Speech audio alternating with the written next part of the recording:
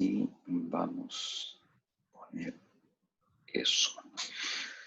Bien, los quería saludar. A ver, eso es. Los quería saludar en la clase de hoy día. Vamos ya acercándonos al final ya del curso, que esta semana y la próxima. Y me tiene muy contento que hayamos podido llevar a cabo un buen curso, que haya habido una buena comunicación y sobre todo que haya habido una buena conexión entre todos nosotros. Eso a mí me llena de orgullo y como siempre les he dicho, yo esperaba mucho menos de lo que era un curso online y veo que lo hemos podido hacer bastante bien. Gracias a ustedes, a la gran paciencia que me han tenido y, y nada, gracias a toda la fuerza que le hemos metido por querer aprender y enseñar esta materia. Hoy día les tengo dos temas principales. Vamos a hablar de lo que es representaciones sparse. La traducción es como, no sé, yo tenía una alumna que le decía representaciones esparsas, pero no. Ya les voy a explicar lo que significa sparse, quizás algunos de ustedes ya tienen algo de experiencia. Significa algo como escaso, raro, como que hay poquito. Y la representación sparse tiene que ver con que vamos a tener una representación de una señal en muy pocos componentes. Ya esa es como la gran filosofía. Y después les voy a hablar de características en una dimensión. Era algo que alguno de ustedes me lo había solicitado y yo como que lo venía aplazando y nada, hoy día les tengo una presentación bastante decente de lo que es extracción de características en una dimensión. Entonces vamos a comenzar con lo que es lo primero, las representaciones sparse. Voy a compartir aquí mi pantalla y las representaciones sparse entonces tienen que ver con algo que les voy a contar a continuación. Bien, este esquema que tenemos acá es el clásico de reconocimiento de patrones. Ustedes tienen una etapa de training en que tienen clases, por ejemplo, imágenes de determinadas clases, tienen extracción de características, selección y una clasificación, ¿verdad? Y eso es lo que hemos hecho en el training. Y en el testing, entonces, ustedes tienen una imagen, le extraen las características seleccionadas, clasifican y obtienen una clase. Y también hemos visto que de repente usamos transformación de características. Aquí las características extraídas son transformadas y aquí usamos las características transformadas para hacer una clasificación. Y ahí hemos visto, por ejemplo, lo que era PCA. Bien, lo que tiene que ver con representaciones sparse es un poco trabajar en este esquema, en que las características van a ser transformadas y vamos a trabajar sobre las características transformadas. Y la idea entonces es que con las características transformadas vamos a poder hacer la separación de las clases mejor. Esa es un poquito la idea que anda detrás de esto. Hemos trabajado también con características transformadas cuando vimos lo de SVM, que teníamos un espacio original como este que está acá, y lográbamos transformarlo en un espacio en que la separación de las clases se podía hacer linealmente, con una línea recta en este caso. ¿Ya? Eso lo habíamos visto también como gran idea, como que la transformación nos puede ayudar para obtener una nueva representación en la cual es más fácil hacer la separación entre las clases. Un poco lo que hemos estado viendo en cuanto a transformaciones. Si ustedes tienen, por ejemplo, aquí las características originales, aquí es una Y, por ejemplo, y las transformamos, la transformación lineal puede ser vista como una multiplicación de todas las características originales por algún factor, algún escalar. Entonces esto lo podemos hacer como una representación matricial. X va a ser algo, una matriz por Y. Ya esa es como la típica forma. En este caso sería una matriz A que está multiplicando a Y. Y hemos visto lo que era PCA. Si teníamos un ejemplo aquí, Y1 y Y2, lo transformábamos ahora con X1 y X2. ¿Ya? Algo que siempre me gusta decir, generalmente uno usa como entrada X y salida Y, y aquí lo estamos usando al revés. Aquí la entrada es Y y la salida es X. Y esta es la nomenclatura que se usa cuando uno estudia representaciones sparse. Se suele usar esta nomenclatura en que X es la representación de una señal Y. Entonces acá no se confundan. La entrada está siendo Y, es la señal que nosotros queremos representar, y X está siendo mi nueva representación. ¿Ya? Entonces no se confundan con eso que está ahí. Esto es lo que habíamos visto entonces con PCA, que podíamos hacer una transformación lineal en que transformábamos esta representación a esta otra. Y podríamos pensar que la transformación lineal es un vector, representado aquí como una señal, y que es transformado en otro vector. ¿Ok? Y puede haber también la transformada inversa, el vector de salida se multiplica por alguna matriz y obtenemos aquí la Y. ¿Ya? Este es un esquema bastante clásico de transformación de señales. La señal Y entonces puede ser representada como una combinación lineal de un conjunto de señales elementales. ¿Ya? Eso es lo que está diciendo esto que está acá. Y estoy diciendo que Y es una matriz D que tiene K columnas en este caso, que va a multiplicar a mi vector X. Y en esta teoría, atención porque aquí hay un conjunto de términos que se usan, se dice que esta matriz D es el diccionario y las columnas son los átomos. ¿Ya? Se le dice átomos porque son las señales elementales, ¿ya? Son como las señales bases. Yo voy a utilizar estas señales que están acá para poder representar mi imagen, mi salida. Les voy a poner ejemplos después con la transformada de Fourier para que vayan familiarizándose con esta nomenclatura.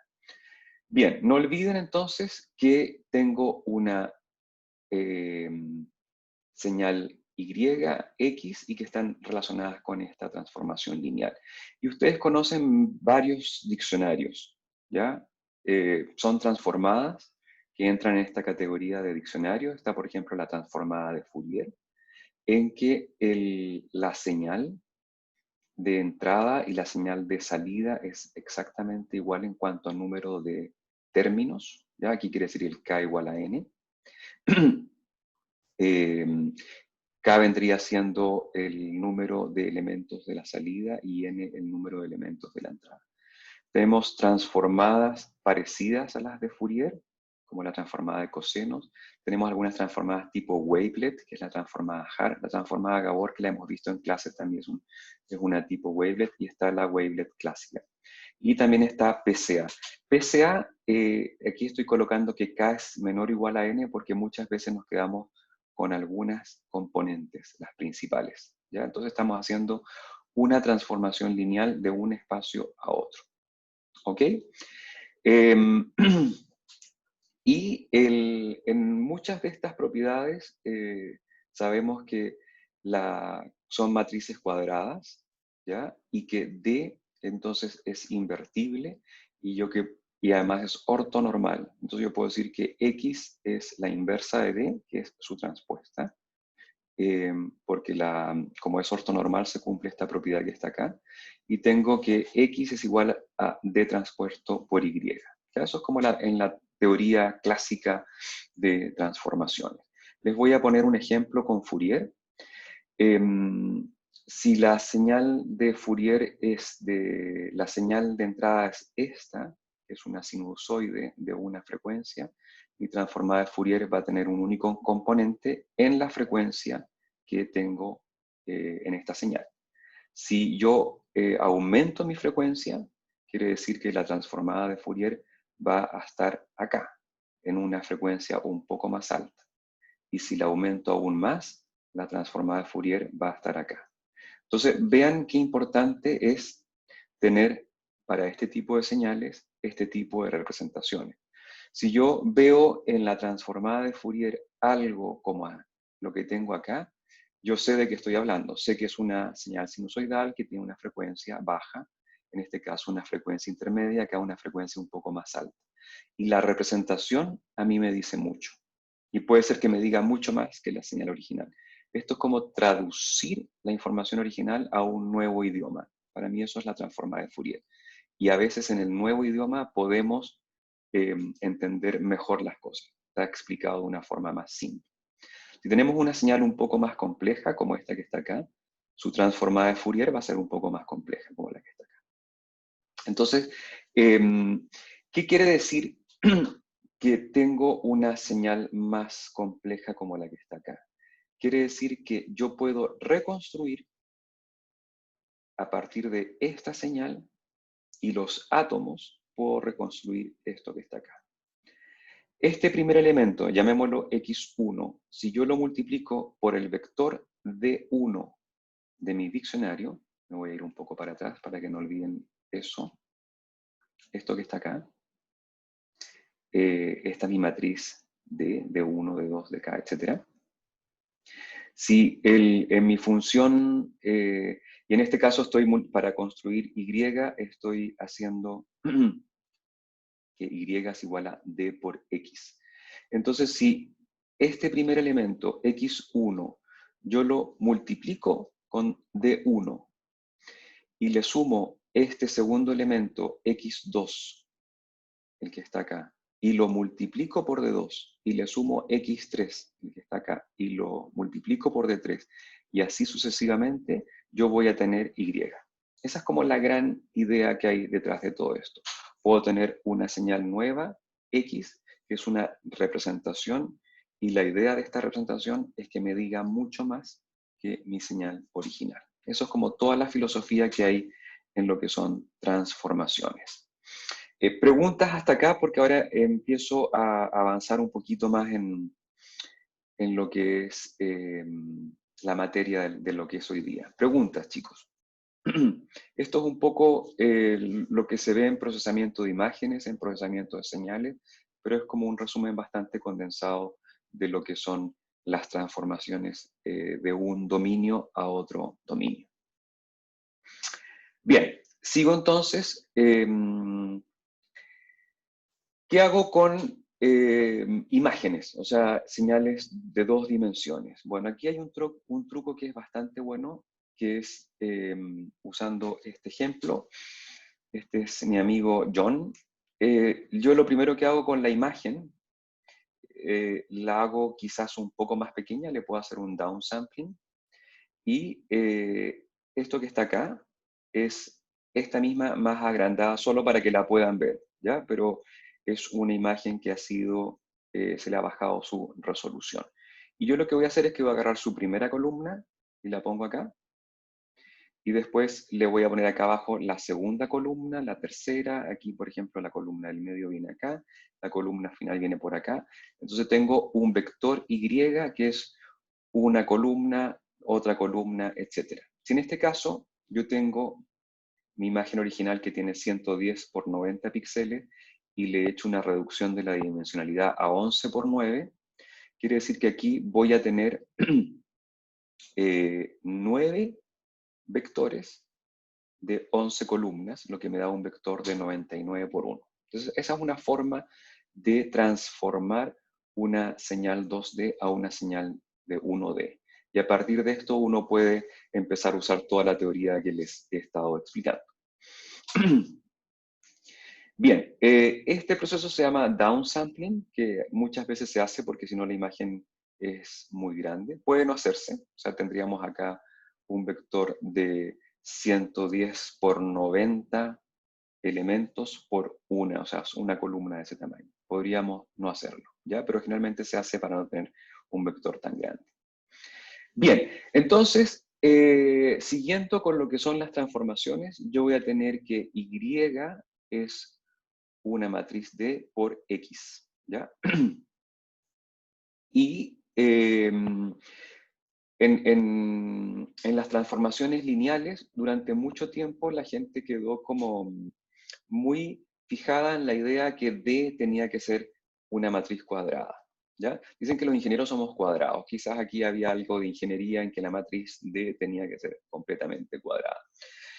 Otra cosa que se le impuso a esta matriz D es que tenía que ser ortonormal, o sea, que la pasada de X a Y y de Y a D se hiciera fácilmente con D transpuesta.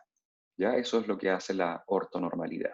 Es un espacio cuyas funciones bases son ortonormales entre sí. Y por ahí a alguien se le ocurrió decir, relajemos eso. Primero, hacer que D no tiene por qué ser cuadrada, y segundo, no tiene por qué ser ortonormal. Entonces apareció lo que se llama la transformación sparse, y se las voy a explicar con un esquema muy simple. Si yo tengo aquí la señal de entrada que tiene n elementos, yo voy a representar esta señal usando un diccionario que tiene un montón de funciones base, o sea, muchas más que n. ¿Ya? Acá voy a tener una representación en que k va a ser mayor que n, y muchas veces es harto mayor que n. O sea, puede ser 3 veces, 5 veces n.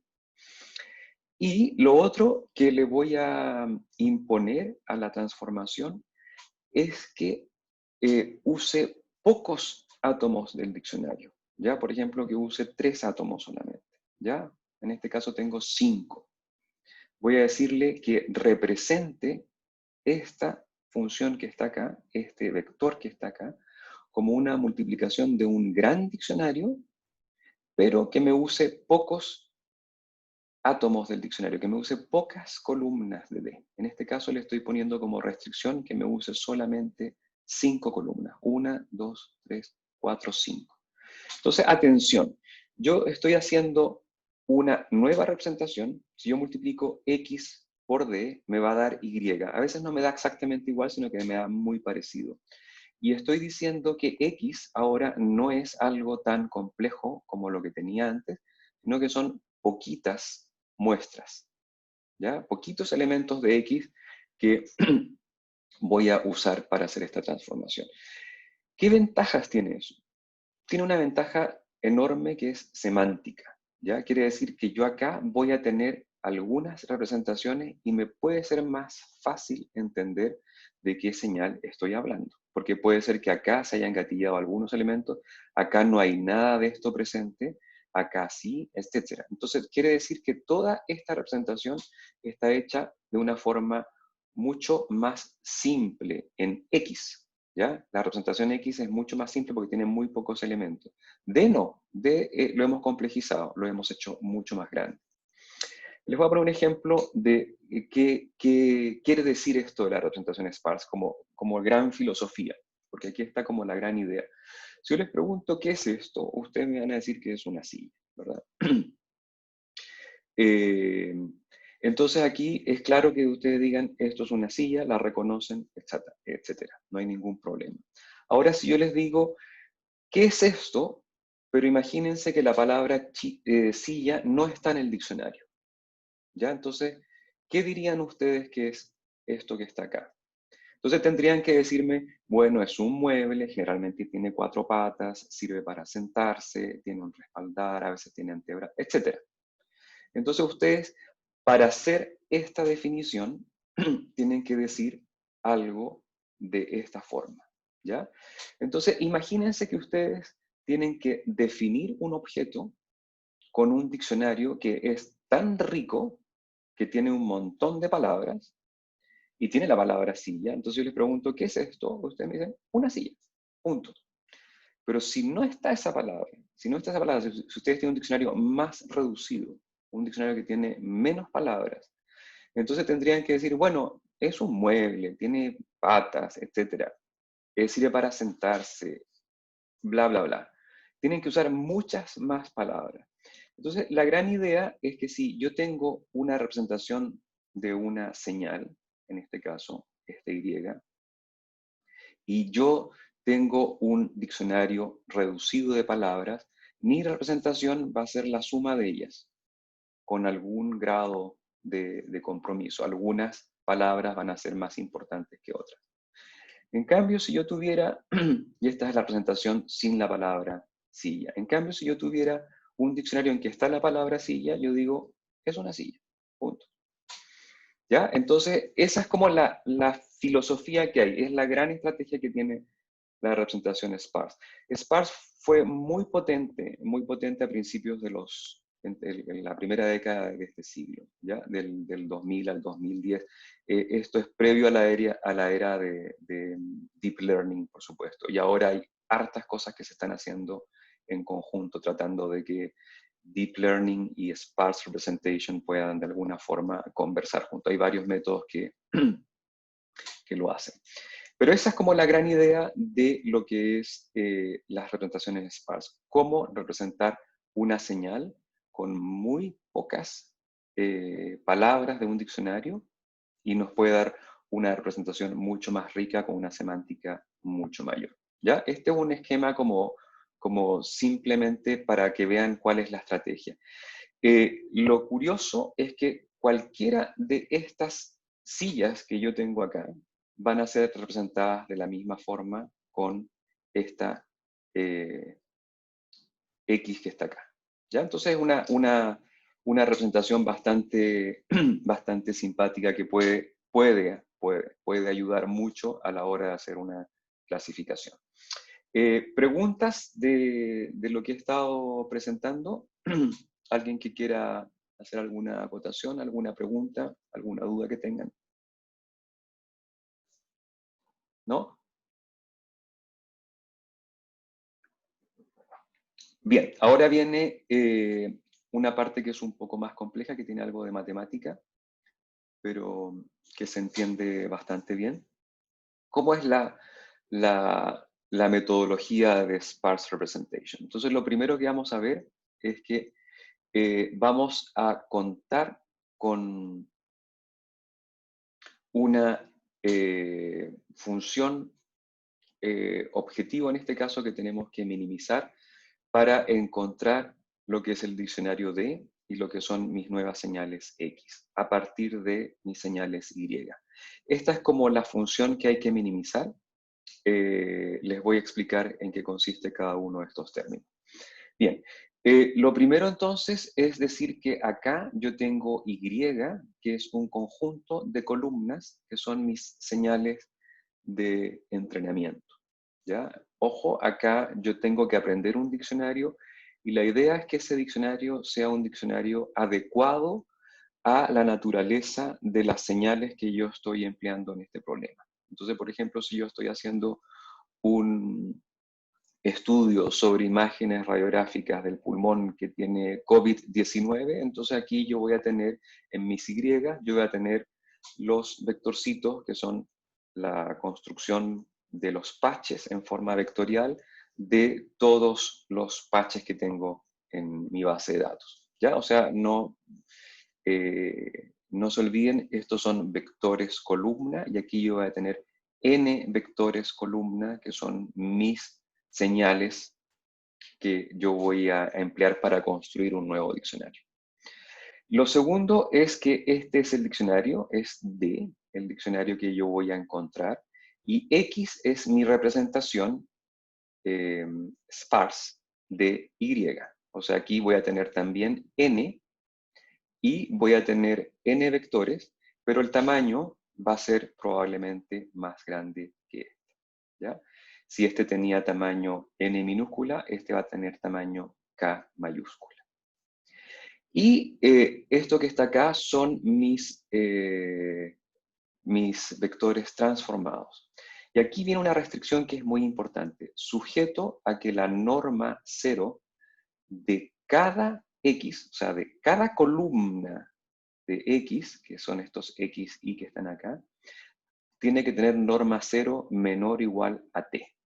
La norma 0 que está explicado acá, lo que me está diciendo es que está contando cuántos elementos del vector xy son distintos de 0. Entonces aquí yo le estoy diciendo que tiene que tener como máximo t elementos distintos de 0. Y esa es la restricción sparse. En el ejemplo que les puse anteriormente, yo he dicho que tenía 5. ¿Ya? En este caso t era 5.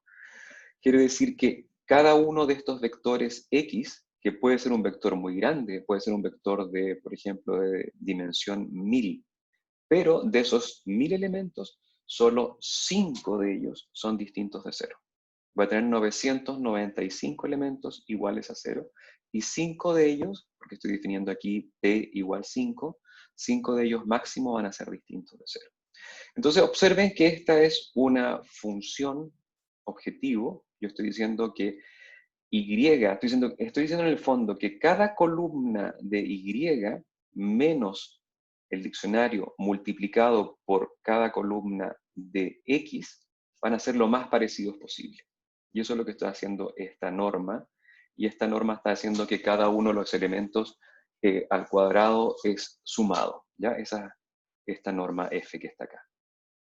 Y cuando yo hago esta es una función de minimización, una función que se minimiza, hay librerías que hacen esto, voy a tener como output el x que encontré y el diccionario que encontré. Entonces esa vendría siendo como la primera parte de la metodología. Teniendo como entrada mis señales representativas de lo que yo estoy analizando, voy a obtener 1 d y voy a tener 2 mis representaciones de esas señales. ¿Ya?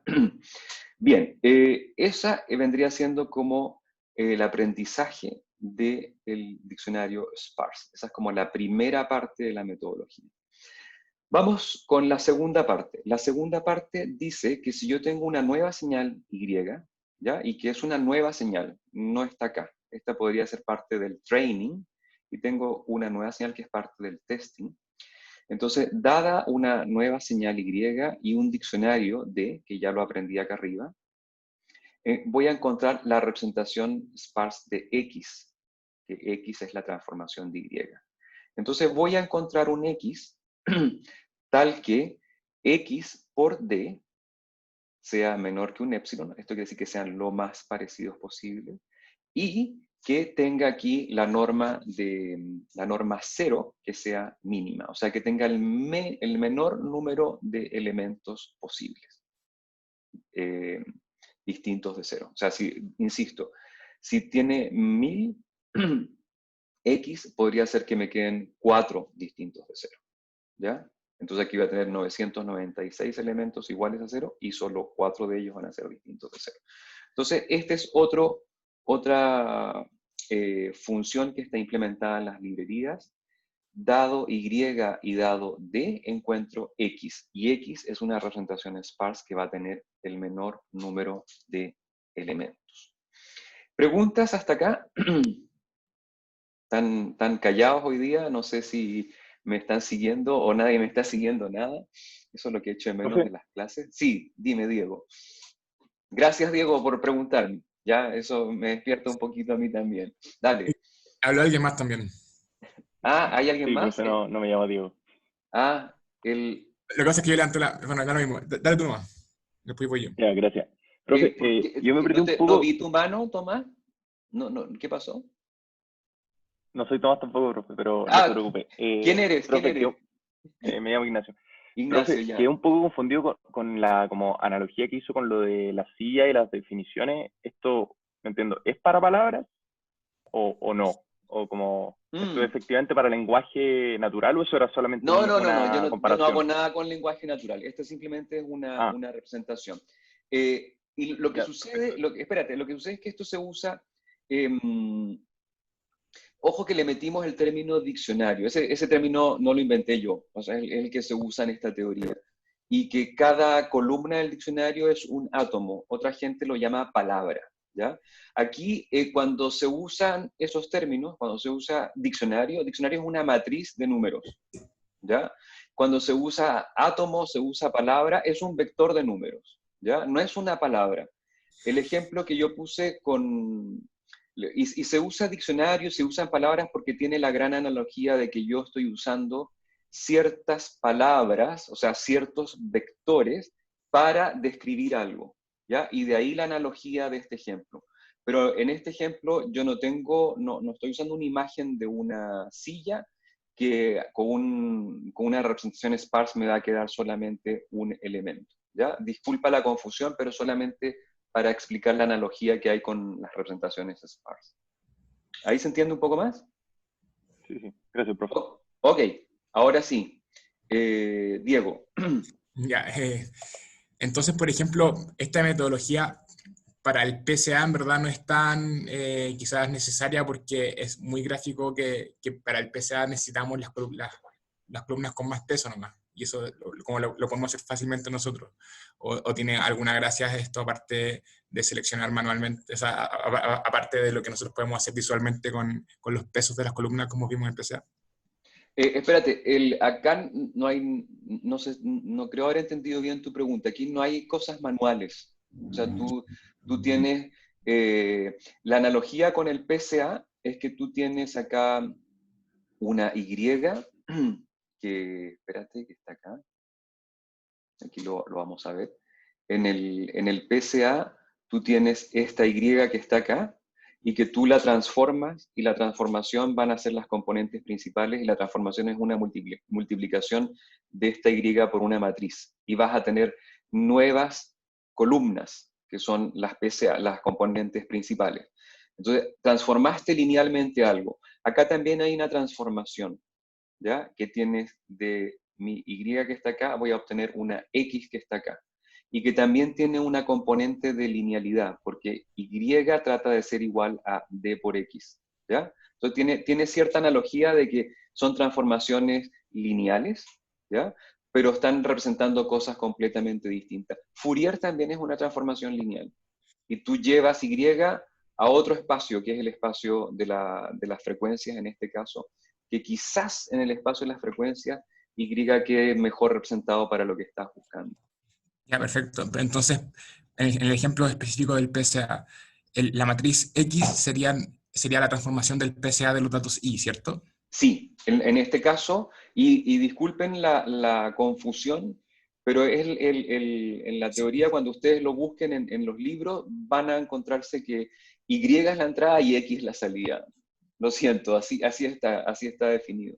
No, claro, Pero sí, en la analogía que tú estás diciendo, X serían las componentes principales, o sea, la transformación PCA de Y.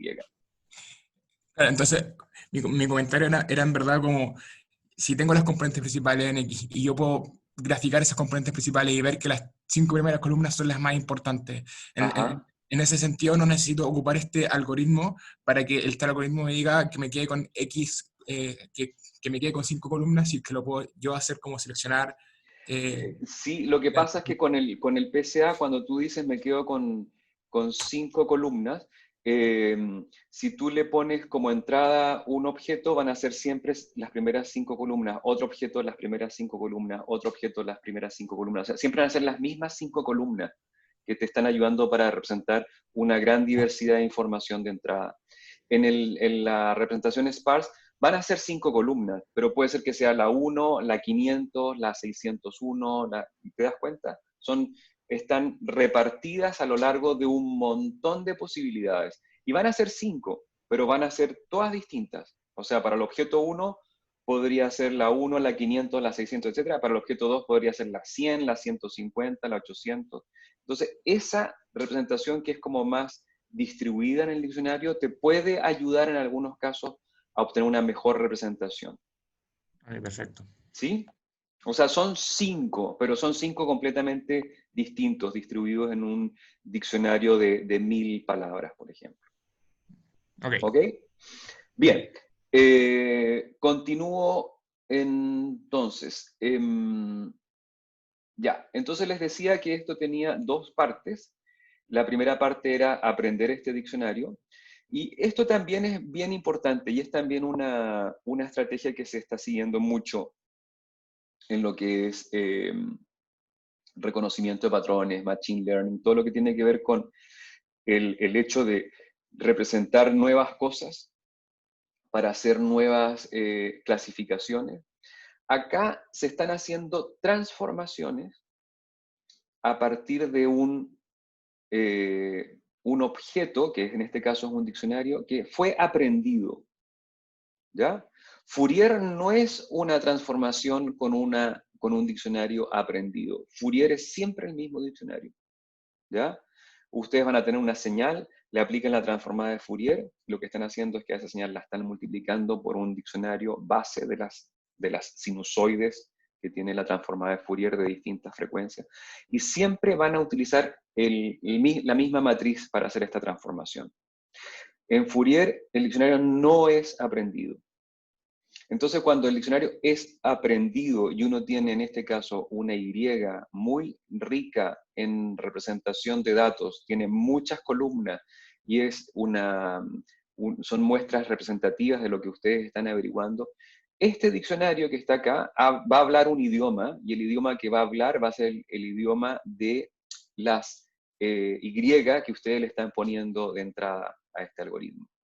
Obviamente, si están haciendo, por ejemplo, un diccionario que entienda mandarinas y naranjas, le van a meter una manzana y no va a saber qué hacer, ¿ya? Porque no es un diccionario general, sino que es muy específico. Y cuando es un diccionario muy específico, puede ser que para ese problema específico sea muy bueno resolviendo problemas. Tiene que ver con todo lo que es aprendizaje de representaciones basadas en muestras de entrada. Bien, me paso entonces a lo que, esta parte que me la pretendo saltar porque no, la pueden estudiar ustedes más tarde. Voy a pasar a lo que es clasificación, que les puede servir esto para el proyecto. Les voy a explicar un algoritmo muy simple, pero así, muy simple, y muy potente también para reconocimiento facial usando esta metodología de representaciones sparse. Entonces, lo que dice es lo siguiente. Yo tengo una representación sparse, les voy a explicar una metodología para hacer reconocimiento facial. Este es un paper que fue publicado el año 2009 por una persona que se llama Wright y otros colaboradores. Este paper, si les interesa el tema, léanlo. Es de esos papers en que uno entiende harto, o sea, entiende casi todo. Yo diría, fácilmente van a entender más de la mitad del paper, pero tiene una gran ventaja. El método que explican es tan fácil y tan simple y obtiene resultados tan buenos que a mí lo que me pasó cuando lo leí, que al tiro me puse a implementarlo y obtuve resultados como en una tarde. O sea, no es algo que uno dice, ¿cómo se implementa esto? Lo único que hay que tener es una buena librería de representaciones sparse. Y después les voy a comentar qué librería pueden usar. Que la librería de representaciones sparse hace estas dos operaciones. Lo que llamé 1, que es encontrar el diccionario, y 2, que es encontrar la representación sparse de una señal Y cuando uno ya tiene el diccionario. Bien, vamos con cómo sería con el ejemplo aquí de reconocimiento de caras. Aquí yo tengo una base de datos de K sujetos, en este caso K es 40, y para K sujetos tengo N imágenes de entrada, de entrenamiento. En este caso voy a tener 9. Y lo que voy a hacer es que cada imagen tiene, en este caso creo que es 110 por 90, y la voy a hacer un downsampling, o sea, le voy a bajar su resolución a H por W, o sea, M píxeles. O sea, esto podría ser 11 por 9, podría ser 99 píxeles. Y entonces cada imagen es representada como un vector D de M elementos. ¿Ya? Esto es lo que ya les había explicado. Esa es como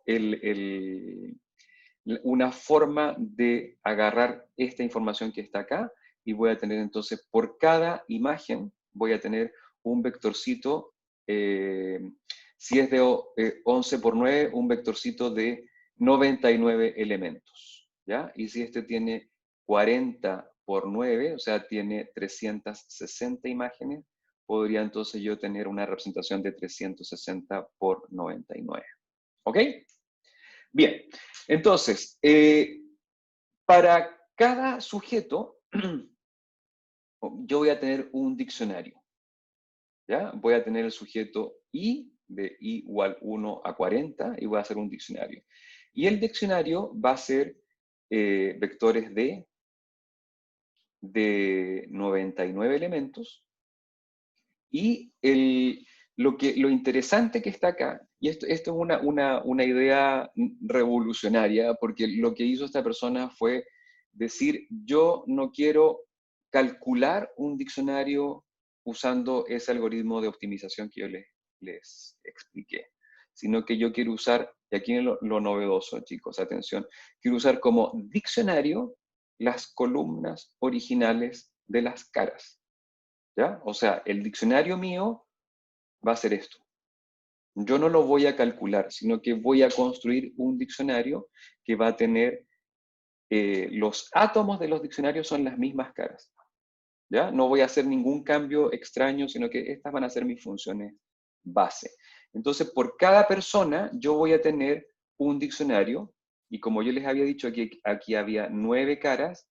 Para el sujeto 1 voy a tener 9 columnas, y cada columna de ellas va a ser la cara columnizada. Permítanme esa expresión, que son las columnas de los píxeles de la cara, van a ser puestos en una columna. Entonces aquí va a tener un vector de 99 elementos, otro de 99 elementos, y este va a ser mi diccionario I. Para el sujeto 1 voy a tener una matriz D de 99 por 9 elementos. ¿Ok? Y después va a tener un gran diccionario D, que va a ser la concatenación de estas matrices que están acá. O sea, si yo tenía esta matriz que tenía 99 por 9, entonces voy a tener aquí 40 matrices de 99 por 9. Y ese va a ser mi gran diccionario D. ¿Ok? Entonces yo ahora tengo un nuevo espécimen. Este señor que está acá, que se llama John, voy a tener una nueva imagen, la imagen 10, que es mi imagen de testing. Entonces, ¿cómo clasifico yo esta persona?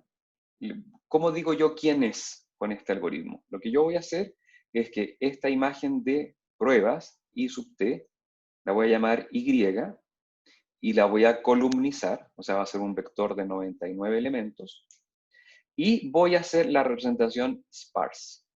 La representación sparse quiere decir que con el gran diccionario que yo ya había calculado, voy a calcular la representación sparse, que es esta X, usando lo que es la norma 0. ¿Ok? Y ahí entonces yo voy a tener una representación, voy a clasificar Y de acuerdo a los residuos, ¿ya? Y voy a explicar lo que significan estos, voy a explicar lo que significan estos residuos. Los residuos quiere decir lo siguiente. Yo voy a tomar, a ver, aquí la idea es la siguiente. Yo tengo este diccionario que está acá. Este diccionario que está acá, les había dicho entonces que tenía 9 columnas para el sujeto 1, 9 columnas para el sujeto 2, 9 columnas para el sujeto 3, hasta 9 columnas para el sujeto 40. ¿Ya? Mi representación sparse de mi imagen de pruebas, Y, va a ser un vector que tiene 9 por 40 elementos, tiene 360 elementos. Como es sparse, solo algunos de ellos van a ser distintos de 0. Entonces yo voy a agarrar todos de los 360 elementos, voy a agarrar los 9 primeros y los voy a multiplicar por el D1, ¿ya? Y voy a ver qué imagen me reconstruye, y voy a ver si esa imagen es parecida a mi cara, a la cara Y que estoy analizando. Y voy a evaluar la diferencia entre ellas dos. Voy a hacer lo mismo para la segunda cara, para la tercera cara y para la cara 40, y voy a ver cuál de estos diccionarios es el que mejor me reconstruye mi cara original. y aquel que tenga el menor error voy a decir, ok, esto es lo que clasifica mejor. Se lo voy a explicar porque yo sé que no me han seguido también con esta explicación. Se los voy a explicar con un ejemplo de una base de datos muy conocida que es la LFW. Esta es mi, y de ahí paso a las preguntas. Préstenme atención a este ejemplo que aquí sí les va a quedar claro. Yo aquí tengo una base de datos que tiene el sujeto 1, el sujeto 2, el 3, el 4 y el K, ¿ya? Y tengo una imagen de pruebas que es esta que está acá.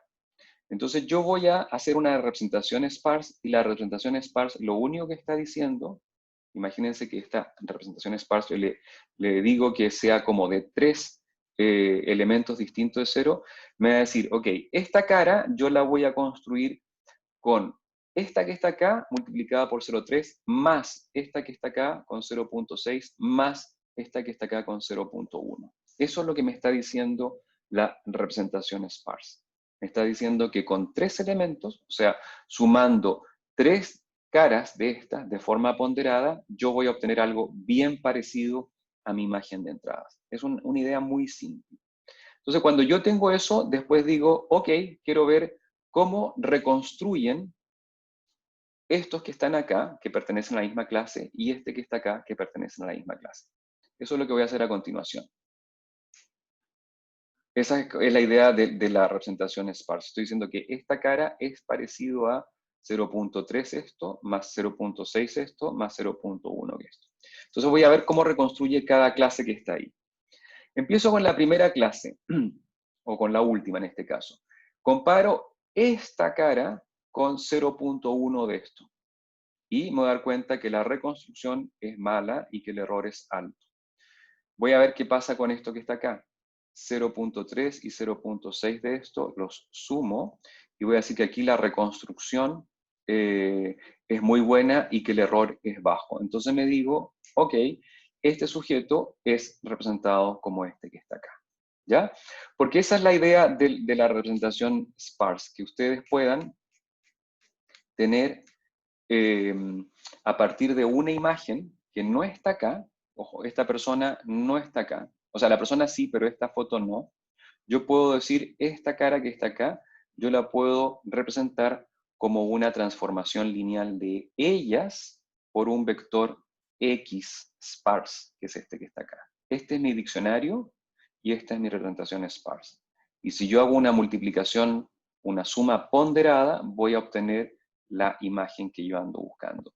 Lo que busco es qué clase fue la que más contribuyó para reconstruir la imagen de entrada. Y esa es mi clasificación. Yo creo que ahí puede haber quedado un poco más explicado el método. Preguntas por si le quedaron confundidos con la explicación.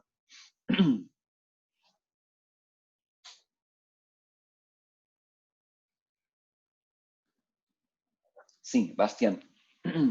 Sí, una pregunta para ver si lo entendí bien. Entonces, para clasificar al final, lo que se hace es agarrar por separado cada clase que se obtuvo con la representación sparse y se Ajá. devuelve al vector, eh, a la otra, ¿cómo decirlo? El otro Ok. dominio. Sí, sí, sí.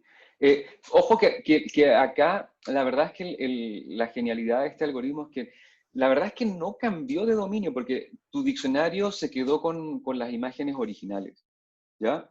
Pero lo que estás haciendo es que estás agarrando las imágenes de cada clase y estás viendo qué también sirven para reconstruir la imagen original, que es lo que tú estabas diciendo. Y aquel conjunto de imágenes pertenecientes solo a una clase que mejor reconstruye es el que tú dices, ok, esta cara pertenece a esa clase. Ya, ok, gracias. ¿Ok? ¿Más preguntas? Felipe. Igual mi pregunta es un poco fuera del scope de lo que se está viendo quizá, pero estaba pensando en que al final esto sirve para clasificar, pero servía, por ejemplo, para generar imágenes nuevas. O sea, yo a partir de la Eh, representación, de la suma de representaciones de imágenes, ¿puedo realmente generar una imagen nueva? Sí, pero ojo, tú estás sumando, imagínate lo que es el sumar esta cara que estoy indicando con el mouse y esta otra. Seguro que te va a quedar algo un poco borroso. O sea, yo no sé si la imagen que obtienes de salida mm, va a Ya, tener esa era algún significado estético, ¿ya? esa O era mi sea, pregunta.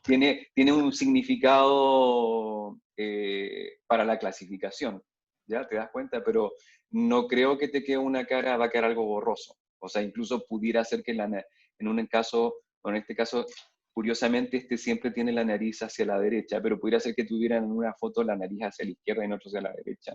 No tengo idea qué va a Ya, ocurrir ahí, ¿ya? Pero como siempre, ok, pruébalo. En gracias. una de esas obtienes una verdadera obra de arte. Alan, Sí, este algoritmo entonces se parece como a hacer un KNN, pero más soft, algo así, ¿o no? ¿por qué? A ver si te logro seguir. Que como que al final estás haciendo como una votación de lo que más se parece de como si Sí, pensar como versiones cercanas. tiene alguna analogía, pero ojo que cuando tú encuentras la representación sparse, cuando tú le pides a tu algoritmo que te busque la mejor representación, o sea, que te encuentre este vector X, ahí hay una cuestión de minimización que está metido en el algoritmo, en que va a ponderar algunos de ellos, ¿ya? Entonces ahí esa ponderación, un KNN no te lo hace, quizás es lo que tú estás llamando ese soft, ¿ya? Pero te está diciendo cuáles de ellos son los que mejores contribuyen a reconstruir tu imagen original. Y es una reconstrucción completamente lineal, o sea, yo estoy sumando, esto es una suma ponderada de las imágenes originales con esta. Ok, ¿Ok? gracias, profe. Bien. A mí me tocó ir a un congreso, sí, creo que fue un congreso de Computer Vision, un CVPR, en que siempre se premia alguna gran contribución o algún gran paper, no del año, sino que de un poquito de los últimos 5 años. Me parece que fue el año 2014 que estuve ahí, que premiaron este paper, el del 2009, que ya en ese momento tenía no sé cuántas citaciones. Y la persona estaba ahí, lo explicó de nuevo, hizo como una especie de tutorial de su paper, y fue muy aplaudido, o sea, porque se le ocurrió algo que es bastante simple y es bastante como, lo bonito también que tiene este método es que uno puede entender qué filosofía hay detrás de él, o sea, uno puede entender que estoy haciendo sumas, estoy haciendo como qué tanto contribuye cada clase. Eh, También algo que les puede interesar, funciona harto bien y es bastante robusto frente a oclusiones. O sea, si hay una de estas personas que tienen una mascarilla o está la bufanda, eh, el método va a decir, bueno, aquí no hay nada que sumar, entonces no lo pesco tanto y aquí hay cosas que sumar y si las pesco y va a encontrar ciertas representaciones que pueden ser de mucho sentido. Yo los invito a que lo pesquen este método y que puedan usarlo en ¿cómo se llama? En el proyecto.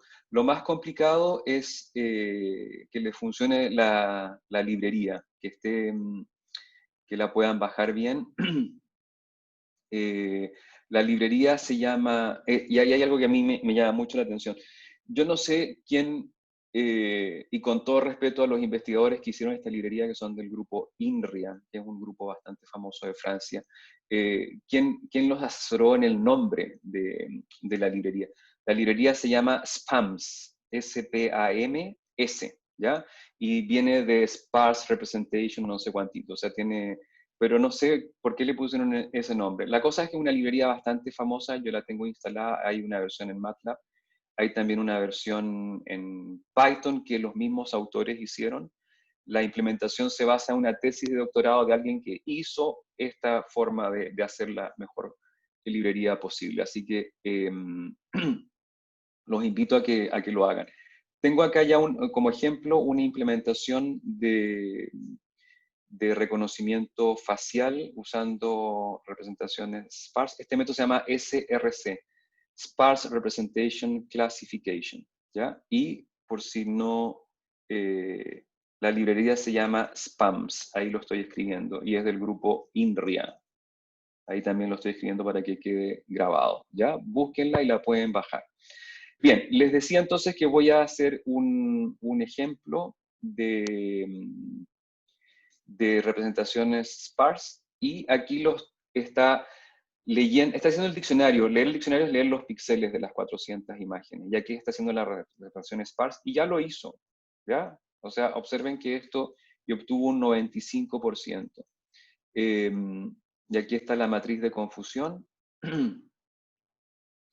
95% quiere decir que se equivocó en 2 personas. Aquí yo hice el diccionario con las 9 primeras personas de la base de datos y probé con la última. Entonces acá se está equivocando con este sujeto, pensó que era el último, y con este sujeto pensó que era este, ¿ya? La implementación de esto la pueden ver, es sumamente sencillo. Yo lo que les decía, uno lee el paper y dice, bueno, si tengo la librería, veamos cómo se puede implementar. Aquí está la lectura de las imágenes. Aquí no está más que dividir cuál es el training y el testing. O sea, esto no es el algoritmo todavía, esto es solamente el manejo de los datos. El algoritmo es este pedacito que está acá. Construyo el diccionario, que es la matriz Y transpuesta, o sea, no es más que eso el diccionario. Y aquí viene entonces por cada una de las imágenes, yo hago la representación sparse y veo cuál es la contribución y el error. Y me quedo con aquel que tenga el error mínimo, que es el que está acá. Es algo muy simple, es lo que les he explicado y les va a funcionar bastante bien. Funciona bien con caras alineadas, que es lo que tienen en el proyecto. En otro tipo de caras no les va a funcionar. Y no les va a funcionar porque a la hora de sumar, si las personas no están completamente alineadas, ustedes podrían sumar objetos de la cara que están un poquito desplazados. Si les interesa el tema, yo hice una adaptación a este problema con patches de las caras y que podía jugar un poquito con la ubicación, y con eso se hacía un poquito más robusto a la alineación. Bien, preguntas. Últimas preguntas para lo que es sparse, y me paso a lo que es características en una dimensión, que es lo que les había prometido. ¿No? Ok, me paso entonces a la otra presentación que tenía para el día de hoy, que es extracción de características en una dimensión, y esto vendría siendo parte del capítulo 2, pero hay cosas que les pueden servir bastante como cultura general. Lo básico en señales de una dimensión son las transformadas, y es lo que les acabo de explicar. Está Fourier, está las transformadas Hard, ST, Wavelets, etc. O sea, aquí una forma típica es pasarse a otro dominio y sacar características en el otro dominio. Le agregué acá que pueden utilizar también lo que son las representaciones sparse. Ahí también puede haber información que les puede ayudar a hacer una clasificación. Eso es como lo elemental, lo básico. Vamos con otro tipo de características. LVP, ¿se acuerdan de LVP? Bueno, a alguien se le ocurrió hacer LVP en una dimensión. ¿Cómo? Es una idea bastante sencilla, se las explico al tiro. Aquí están sacados los ejemplos de un paper para analizar señales de electroencefalogramas, EEG, que serían estas señales. Y lo que se hace aquí es sacarle LVP a estas señales, y les voy a explicar cómo se hace. Recuerden entonces que el LVP en una imagen, ¿ya? Porque esa es como la creación del LVP. El LVP nace para imágenes. Ustedes agarraban de un píxel central sus vecinos y veían si eran mayores o menores al píxel central, y después eso lo codificaban y tenían una representación decimal, y después se le podía hacer un mapping y podían tener, por ejemplo, un número entre 1 y 59, ¿verdad? Eso era como el LVP, y uno construía un histograma de estas representaciones mapeadas, ¿ya? Ese era como el LVP. Entonces alguien se preguntó cómo usar esto mismo para señales de una dimensión. Y aquí vendría la explicación. Aquí yo tengo una señal en una dimensión y voy a tener el valor de la amplitud en microvoltios y voy a tener acá en el eje X está el tiempo. Entonces voy a tener P sub 0, P sub 1, P sub 2, etc. Y voy a tener todos estos elementos que están acá. Voy a agarrar un elemento central, que es el PC, que está acá. Y voy a tomar los 4 elementos hacia la izquierda, o sea, el P3, P2, P1, P0, que están acá, que son estos que estestán acá, P3, P2, P1, P0, con estos valores, y voy a agarrar los 4 elementos que están hacia abajo, o sea, hacia la derecha, P4, P5, P6, P7. Y este es mi elemento central, y yo lo que voy a hacer es que voy a calcular si estos elementos son mayores o menores que el elemento central. Si son mayores, le pongo un 1, y si son menores, le pongo un 0.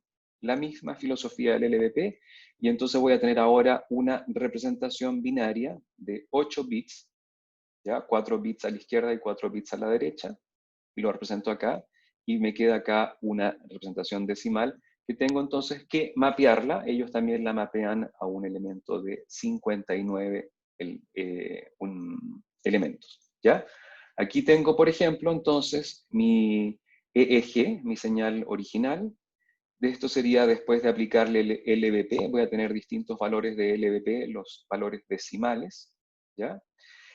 Aquí hago el histograma del LVP con el valor original antes del mapeo, y aquí hago el histograma del LVP con los 59 elementos que están acá. Y este histograma es un feature, que ustedes lo pueden usar para algún algoritmo de clasificación. En la explicación que estoy viendo hoy, no me voy a meter en nada de clasificación, esto es solamente extracción de características. Pero en este paper dicen que con este tipo de información, de features, yo puedo entonces hacer una muy buena clasificación de distintas señales. Y no me cabe la menor duda porque uno está extrayendo mucha información estadística de cómo es un elemento de la señal con sus vecinos, que eso es lo que está de alguna forma extrayendo el LVP. Entonces, ese sería el primer feature que les quiero contar, que es el LVP en una dimensión. ¿Preguntas de esto? ¿Alguien que tenga alguna duda? Es una idea bastante simple, y ustedes que han usado LVP con harta familiaridad, creo que no habría ningún problema en entender esto. Bien, me paso entonces a la segunda familia de características, y esta tiene que ver con características para señales musicales. Audio, lo que se llaman señales de audio. Y aquí les dejo algunos links de cosas que ustedes puedan estudiar si les interesa. Hay una librería en Python que se llama Librosa, por lo que he estado viendo, es una librería que se usa muchísimo, es como el estándar si quieren analizar señales de audio. Aquí pueden hacer también lo que se llama speech recognition, basándose en algunas de estas features, etc. Ok, esta es una típica señal de audio, y todas las imágenes y ejemplos que estoy sacando no son míos, son de algunos de estos que están acá. Y en el LVP tampoco son míos, sino que son de ese paper que he puesto la referencia. Esta es una típica señal de audio en el tiempo. Aquí está la amplitud. Y aquí esto creo que es alguien que está diciendo algo, ¿ya? Entonces son oscilaciones en el tiempo a distintas frecuencias. El audio está máximo hasta los 20 kHz, que es lo que el ser humano puede entender. Y estas son oscilaciones entonces de la señal de audio. Lo típico que uno hace con una señal de este tipo es sacarle la transformada de Fourier. La transformada de Fourier sería la señal de audio en la frecuencia, y aquí tenemos hartas componentes en frecuencias más bajas y cada vez menos en las frecuencias más altas. Para que sepan, la voz humana está por lo general en las primeras 3.000 o 4.000 Hz, ¿ya? Generalmente cuando uno habla por teléfono hay un filtro pasabajos en que no deja pasar. Creo que la frecuencia de corte ahí es 3.300 o algo por el estilo, ¿ya? Porque ahí está concentrada la voz. Esto vendría siendo lo que es un espectrograma, porque cuando uno ve la transformada de Fourier, dice, ¿qué pasó con el tiempo? Se me fue el tiempo. No tengo idea si la persona cuando habló acá, por ejemplo, acá hubo más frecuencias bajas que altas, si aquí agudizó, imagínense que es alguien que está cantando, entonces aquí quizás frecuencias más bajas, acá frecuencias más altas. Eso acá cuando yo le hago la transformada de Fourier a todo, se me va, se perdió. Entonces, lo que se hace con el espectrograma es que yo voy a tomar la señal en el tiempo por tramos. Entonces agarro un tramo y le hago la transformada de Fourier a eso. Agarro otro tramo y le hago la transformada de Fourier a eso. Otro tramo y puede haber con ciertos traslapes. Entonces, mi transformada de Fourier para cada uno de los tramos, yo la voy a graficar de forma vertical. ¿Ya? Entonces voy a tener en el eje X, voy a seguir teniendo el tiempo, y en el eje Y voy a tener una representación en colores de lo que es la transformada de Fourier, y eso es lo que ustedes pueden ver acá. Yo sigo teniendo en el eje X el tiempo, pero en el eje Y voy a tener la frecuencia. Entonces voy a darme cuenta que al principio probablemente la persona no dijo mucho, aquí no hay mucha componente de nada, pero aquí empezó a hablar, y acá entonces hay componentes, en este lapso de tiempo hay componentes bajas, no hay casi nada más, pero aquí hay un poquito más, aquí se introdujeron algunas frecuencias altas. Entonces aquí ustedes pueden ir viendo en el tiempo cómo cambian las frecuencias. Y eso es lo que se llama el espectrograma. A partir de esto, ustedes pueden sacar mucha información. Incluso, y no me, por favor, no me peguen, pero yo he transformado el curso ahora en un curso de imágenes. La señal de audio se transformó en imagen y pueden usar todo lo que hemos visto en imágenes para hacer este tipo de análisis. Ya uno podría extraer información de esta buena representación de lo que es un espectrograma. Ya voy teniendo en el eje X el tiempo y en el eje Y las frecuencias. Características que puedan sacar, hay varias, o sea, una de ellas es cuántas veces cruza por cero la señal de audio. Pueden tener también el centro de masa, en que van ubicando cuál es como la frecuencia promedio, es una suma ponderada de las frecuencias de cada uno de los pedazos del espectrograma.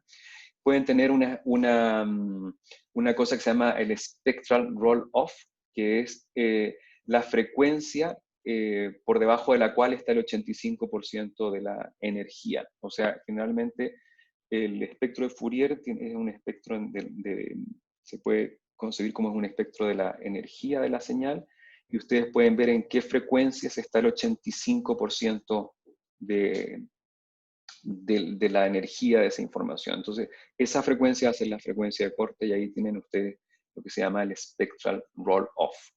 Pueden sacar más cosas.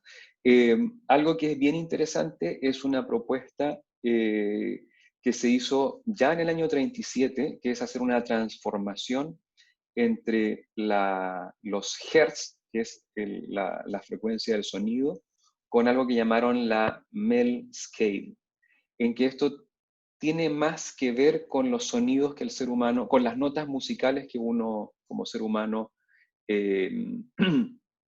capta. En el sonido, por ejemplo, una frecuencia de 440 Hz corresponde a la nota musical La. El doble, que sería 880, corresponde a un La en la siguiente escala. El doble de 880 correspondería a un La en una octava más alta.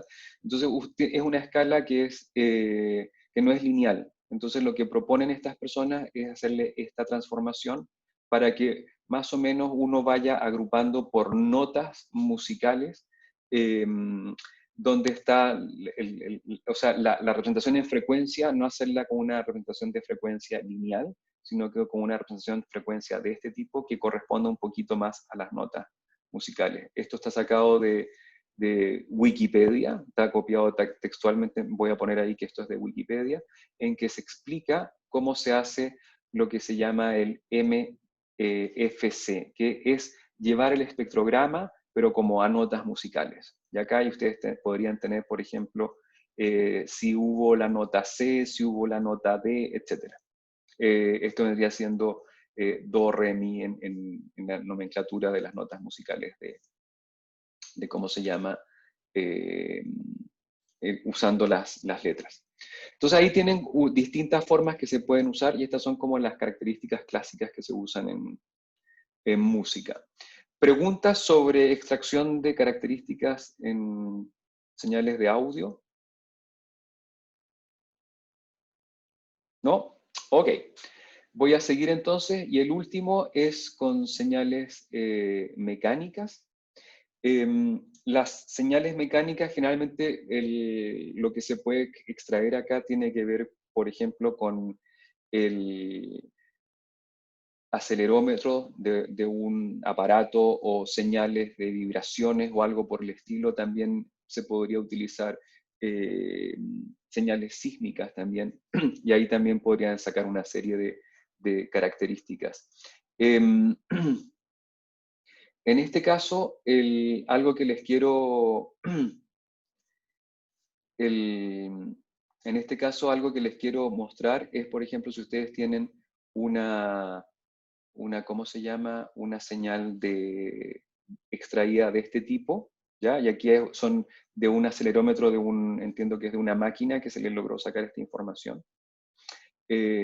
No, disculpen, esta es una señal simulada, ¿ya? Pero que la idea es que es una señal que tiene cierto ruido y tiene como alguna distribución de frecuencia. Yo si le hago la transformada de Fourier a esto, me va a quedar algo como esto que está acá. Y si le hago una cosa que se llama el spectral kurtosis, ¿ya? Observen, va sacando como la envolvente de esto, ¿ya? De acuerdo a la información original, voy a tener algo como lo que está acá. Entonces, si se dan cuenta, a partir de este tipo de envolventes, uno podría sacar cierta información. Les quiero poner a ver si, si me funciona esto que está acá. Espérense.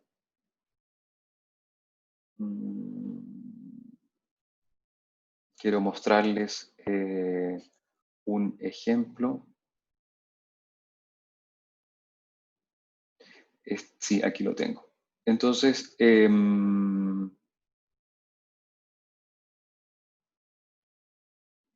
este es un ejemplo en una máquina que tiene información que es extraída a partir del acelerómetro y pueden acá sacar distintas señales. Se parecen mucho a las señales de audio, pero tienen que ver con la aceleración. Y a partir de eso ustedes pueden extraer, todo se basa en cosas como de Fourier, en cosas de envolventes, no es más que eso lo que está acá. Y pueden sacar informaciones que les pueden servir muchísimo para ver qué está ocurriendo en esta señal que está acá. ¿Ya? No voy a profundizar más en esto porque no son temas, primero, que domino, o sea, transformada Fourier sí, claro que domino, pero qué se hace a partir de esto, creo que con lo que les he dado y si es algo que les interesa, ustedes pueden obviamente profundizar en estos temas. Ha habido, estoy viendo recién preguntas en el chat, no las había visto, algo que haya quedado en el chat que no lo haya respondido. Me escriben en el chat, ahora sí estoy viendo el chat. Sí, el state of the art para speech recognition usa técnicas como esta o redes neuronales. No me manejo en speech recognition, pero el feeling que tengo yo es que está todo haciéndose con deep learning. Y con deep learning lo que se hace es que ustedes logran tener lo que sí, y en eso sí me he metido porque estoy de co-supervisor de un estudiante de ingeniería eléctrica con Patricio de la Cuadra, en que sí estamos haciendo análisis de señales de audio. Lo que sí, y estamos usando una red convolucional, es cuál es el input a la red convolucional.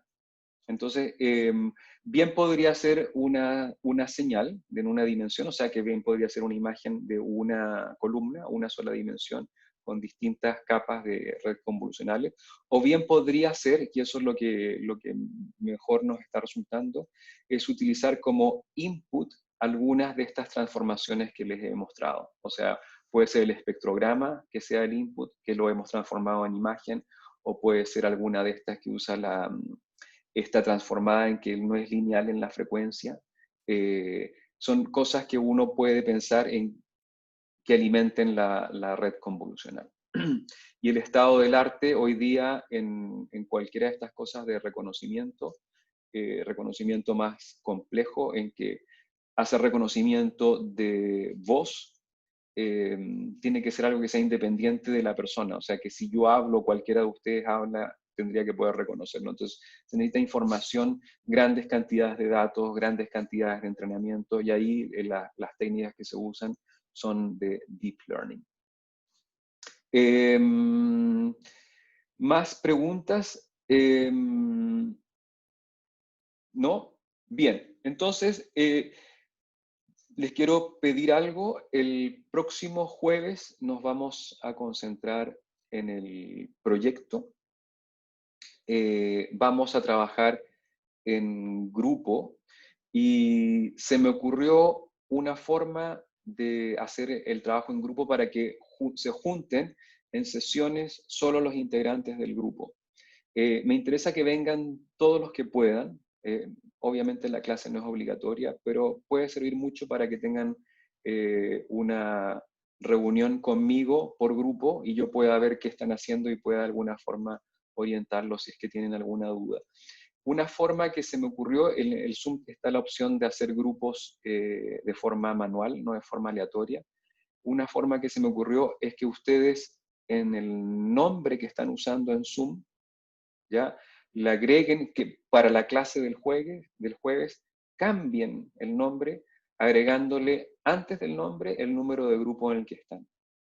Entonces de esa forma me van a quedar ordenados y yo sé a qué grupo asignarme. El número de grupo ustedes lo tienen, se los ha dado el ayudante Carlos Valle, creo que se los mandó por correo electrónico. Busquen el número de grupo y como gran favor, porque si no vamos a perder como 20, 25 minutos asignando los grupos. Si ustedes hicieran eso por mí y por ustedes también, vamos a formar los grupos mucho más fácil.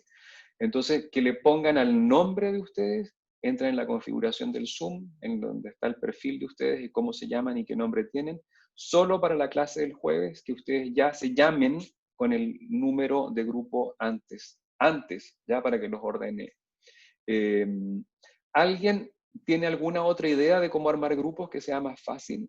Si se le ocurre, que levante la mano. A mí lo que se me ha ocurrido, no sé si hay una forma más fácil de armarlo. ¿No? Bien, entonces, y mi gran pedido es entonces que le pongan el número de grupo, anteponerlo al nombre de ustedes, y con eso lo hacemos más fácil. Con eso me quedo hasta el día de hoy y nos estaríamos viendo el jueves. ¿Estamos? Bien, chicos, cuídense mucho y hasta acá nos quedamos. Chao.